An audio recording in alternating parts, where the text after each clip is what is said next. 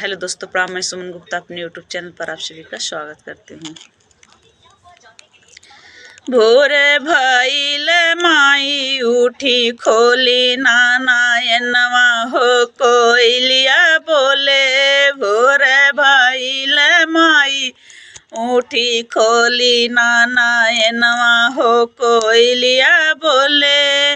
भगतन के भीड़ जुटल बाया गनवा हो कोयलिया बोले। भगतन के भीड़ जुटल बाया गनवा हो कोयलिया बोले। उगल सूरज देव फूटल किरनिया हो। अबही ना पूरा भइल माई तोहर निदिया हो। अबही ना पूरा भइल माई तोहर निदिया हो। कब से लाइट बाटे, कब से लाइट बाटे माई हमरो मनवा हो नायनवा खोली। कब से लाइट बाटे हमरो मनवा हो नायनवा खोली। भगतन के भीड़ जुटल बाया गनवा हो नायनवा खोली। भगतन के भीड़ जुटल बाटे आंगनवा हो नायनवा खोली।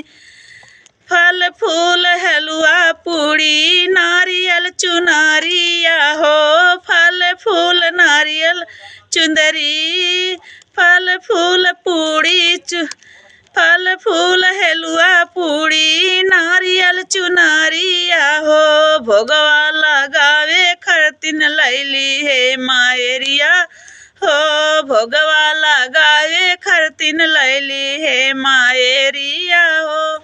आजा जाना भी सुमन गावेली भजनिया हो नायनवा खोली। आजा जाना भी सुमन गावेली भजनिया हो नायनवा खोली। भगतन के भीड़ जुटल बाया गनवा हो नायनवा खोली। भगतन के भीड़ जुटल बाया गनवा हो नायनवा खोली। भोर भइल माई उठी खोली नानायनवा हो कोयलिया बोले। भोर भइल माई उठी खोली नानायनवा हो कोयलिया।